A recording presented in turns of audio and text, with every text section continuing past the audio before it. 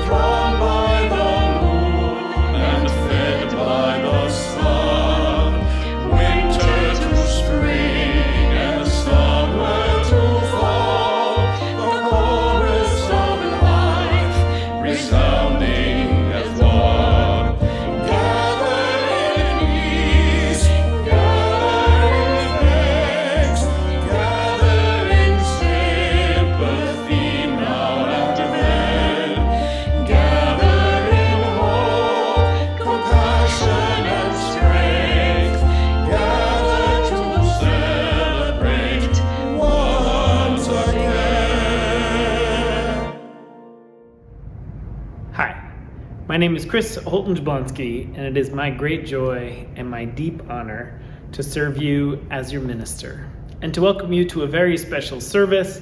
It's one of my favorites. It's the Holy Family Service, which every year, right around this time, in the midst of the holiday season, this year with Hanukkah just passed and Thanksgiving and Christmas coming and the New Year and the solstice, we pause and celebrate all kinds of families, all that makes family. And we today are going to hear from a bunch of different families in the church, and they all share an object. They explain why this object or thing sort of represents them as a family. They see who their family is. And then we have an opportunity, you all, at the end to say, we honor and bless this family. And over the many years, we've heard from so many different folks.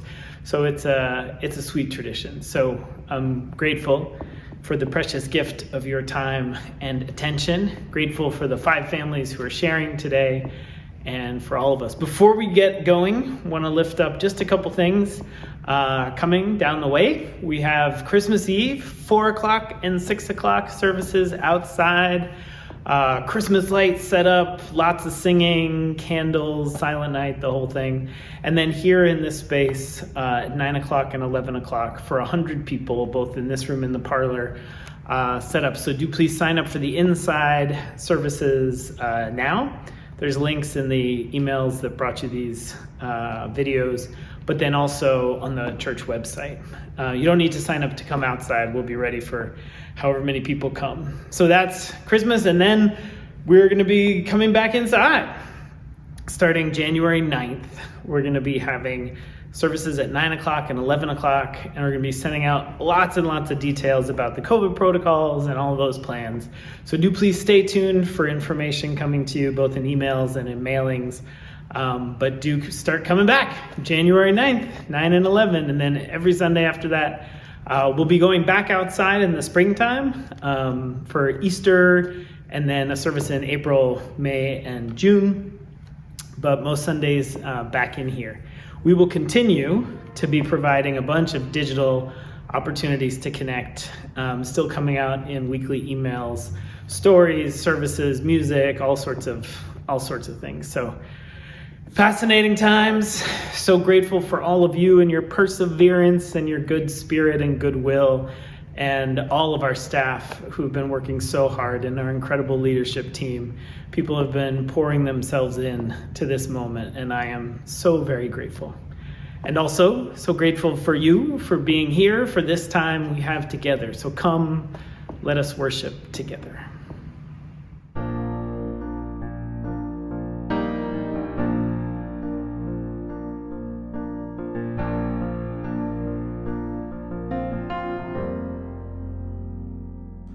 When you walk through a storm,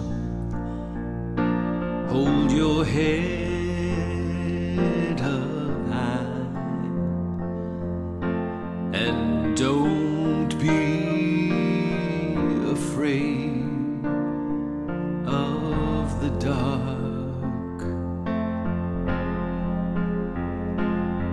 'cause at the end of that storm, there's a golden sky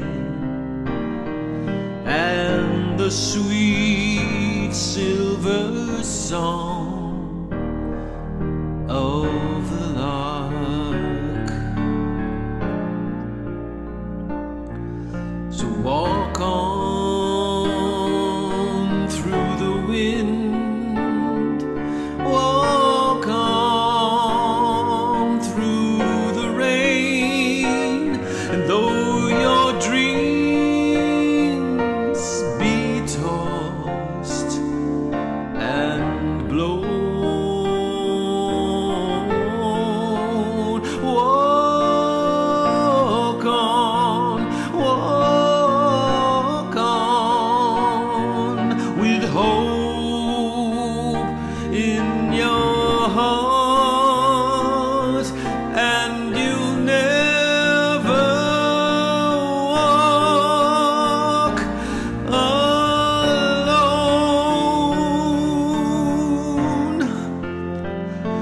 You'll never walk alone.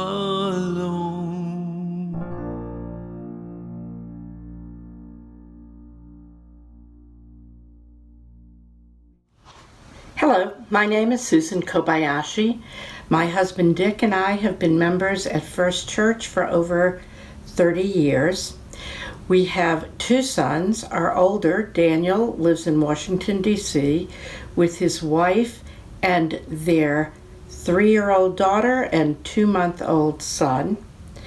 Our son Sam lives in West Roxbury with his wife Diana and their 10-year-old daughter and 8-year-old son. We frequently gather at the beach in the summer with our cousins and my nieces, and we share stories and just sit around at night and laugh and joke and do what you do when you're on vacation with people you like.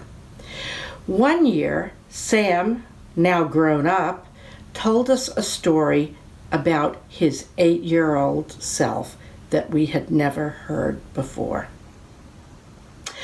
We had a coffee table in our living room, and on top of it was a lamp with a big brass base. Sam decided one day that the brass was really not shiny enough. So he went in the kitchen, got a stick of butter, came back, and buttered the lamp. He thought it looked much better. In fact, He decided to butter it on a number of occasions, trying to improve his technique each time. The weird thing is none of us ever noticed. You know, we have many objects in our house that are meaningful and that we love. But in talking with my family before recording this, we discovered that we don't all know the stories of the same objects and share common thoughts about them. But one thing that we do share and tell and retell are our stories. Some of them are sad, some are funny, some are just family memories. But the story I shared with you today is one that we continue to repeat every time we're together. Thank you.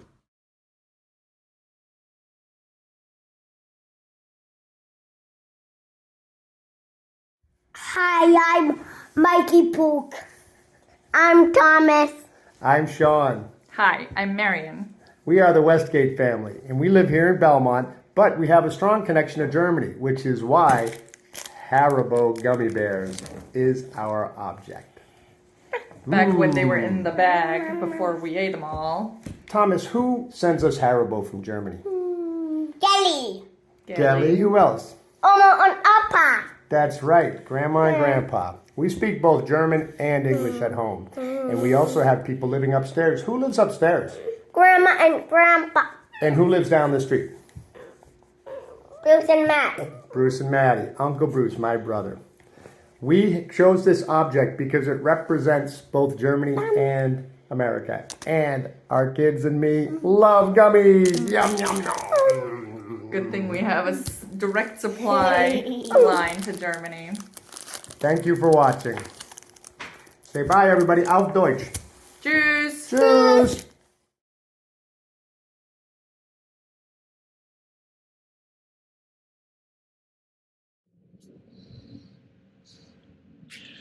Hi everyone, I'm Val Frank. I've been with First Church since about 2006, and when I say the word family in conversation, I'm usually referring to my two parents, Ariane and Stefan, and to my two brothers, Leander and Julius. And to represent that, I brought this quilt, which my grandmother made, and I received as a gift many, many years ago. Now, she was a very prolific fiber artist, and so all of us have not just one, but many of these. And so, first of all, it's a really nice little touch that over the years we've been spread out so much by distance across different countries, across different states. We really don't get to see each other all together as a group that much, so it's really nice to know that everyone has these little tokens, these works of art, to have as some sort of connection as the world becomes so very large and so very wide. But I think deeper down, I think these quilts also represent something about how we treat each other. And that comes down to the fact that I don't love my family because we were born into the same family. But really it's because their presence in my life is one that represents comfort. It's one that represents warmth. It represents compassion and acceptance. And I think this is the part where we have to acknowledge that family is broader than just who we were related to.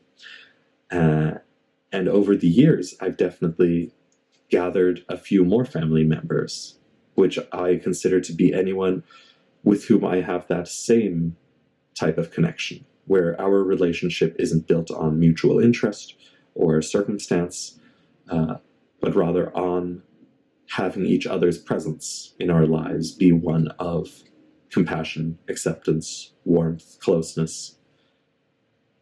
And that makes you feel like you are wrapped up in a nice quilt on a cold November day as it gets chillier and chillier. So here's to all the family that I have in my life that makes me feel warm.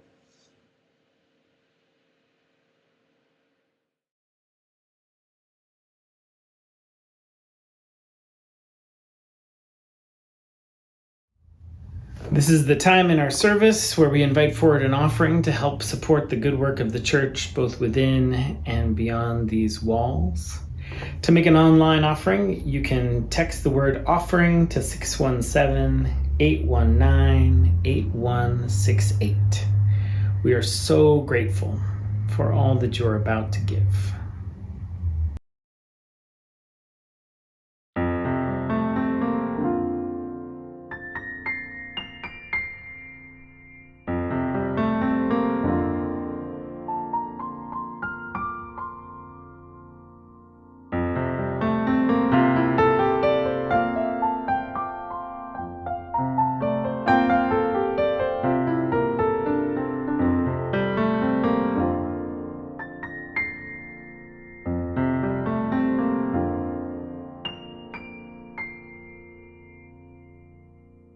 Some children see him lily white, the baby Jesus born tonight.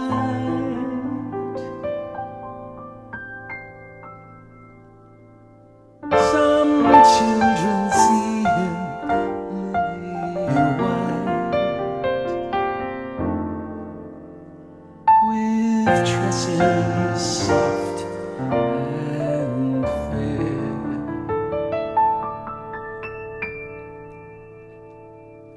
Some children see him bronzed and brown, the Lord of heaven to earth come down. Some children see him bronzed and brown,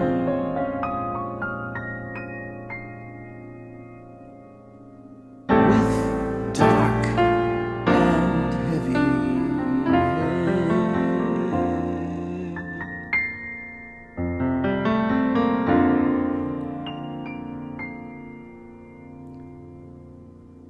Some children see him almond-eyed,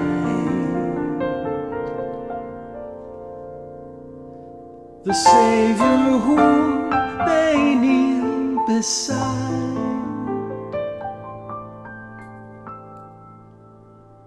Some children see him almond-eyed, with skin of golden hue.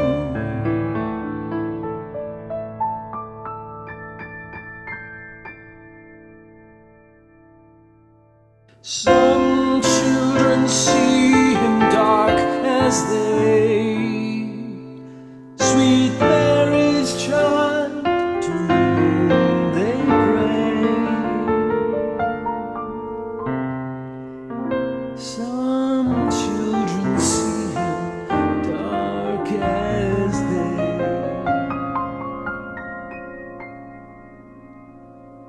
and oh, they love him too.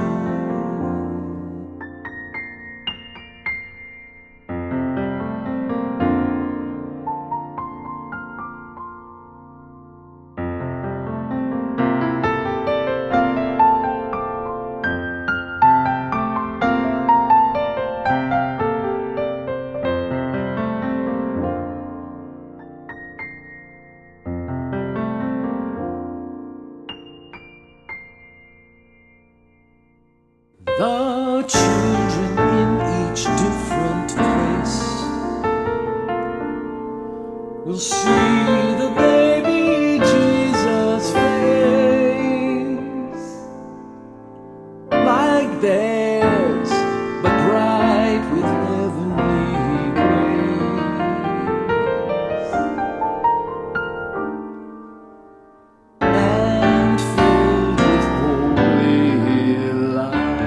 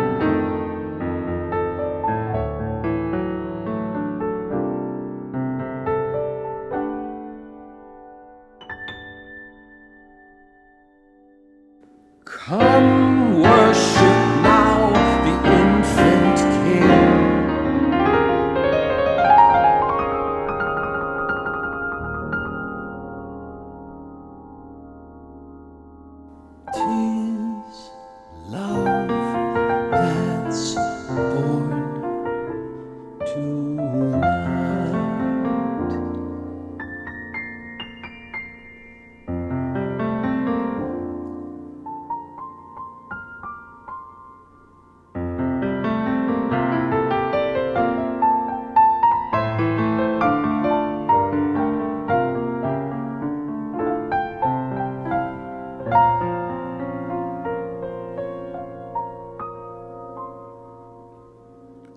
Tis love that's born tonight.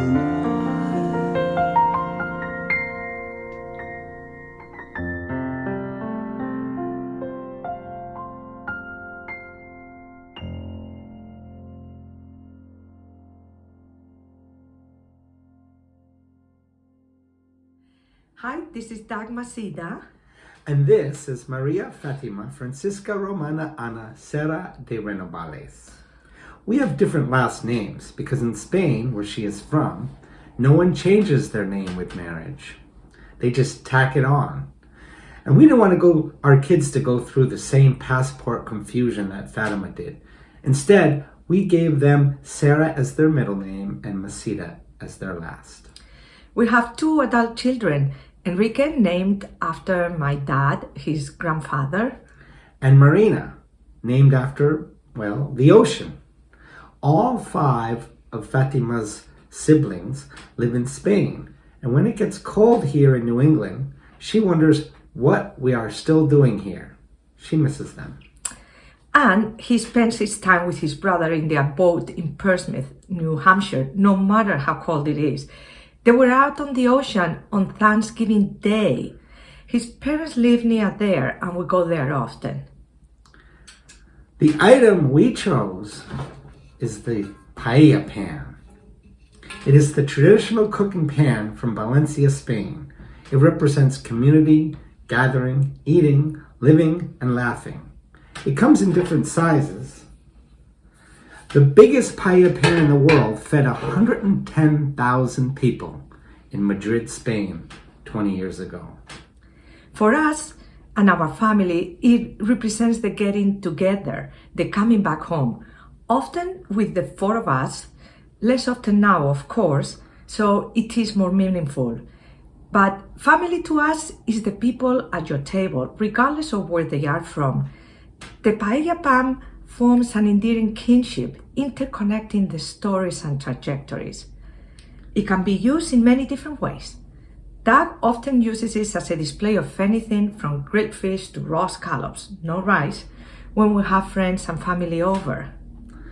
Fatima, she makes actual paella in it, always at Christmas for the feast here in Belmont with our extended family.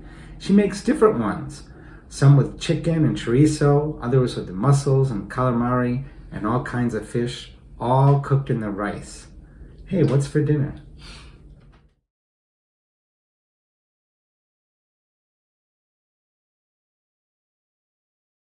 Hello, I'm Yasmin Azad.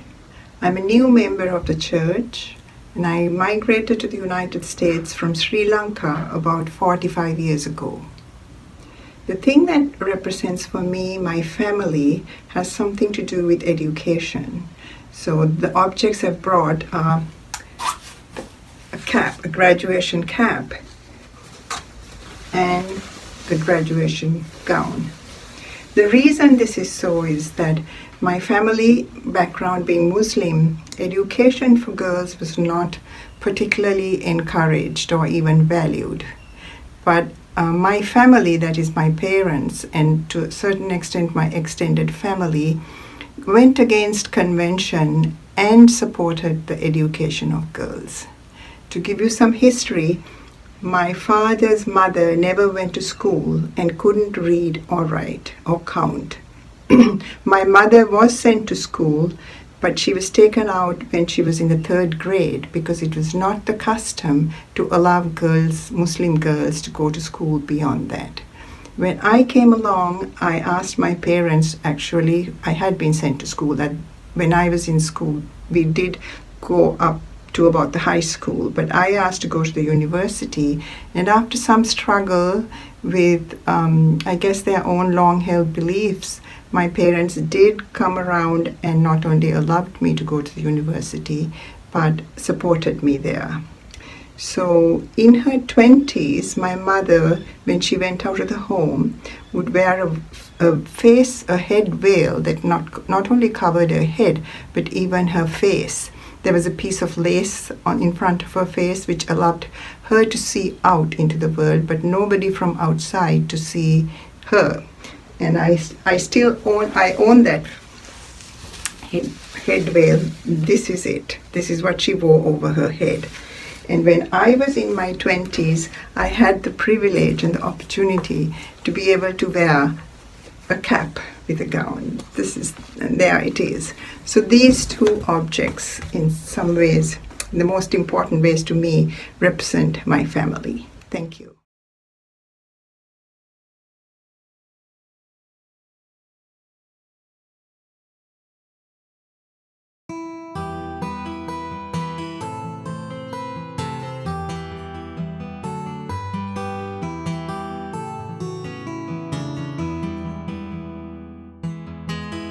O come, Emmanuel, and with your captive children wear, with comfort to all exiles here, and to the aching heart in cheer. Rejoice, rejoice, Emmanuel shall come within as love to dwell. O come, your splendor very bright, as joy that never is to light. O come and turn all hearts to peace, that great and war at last shall cease. Rejoice, rejoice, Emmanuel shall come within as truth to dwell. O come, you dayspring, come and cheer our spirits by your presence here, and dawning every broken soul has vision that can see the whole.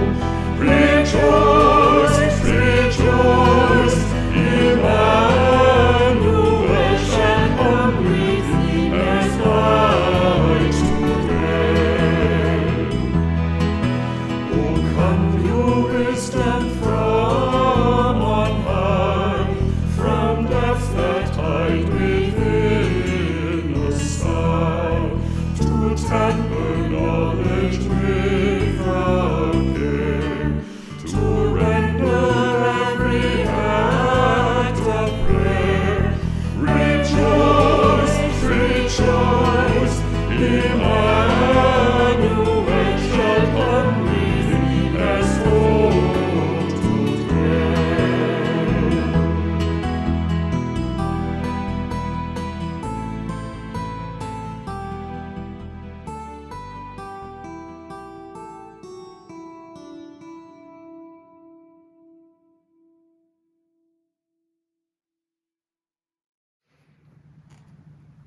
We give thanks for gummy bears and graduation caps, for paella pans and buttered lamps and quilts, for all that cultivates connection and care, for all that makes us family. And we pray in these coming weeks and months ahead of us that we remember to reach out, to know that we are held in love, that we are held in care, to know that here in this widest embrace, here we are family. So much love to you all. Amen.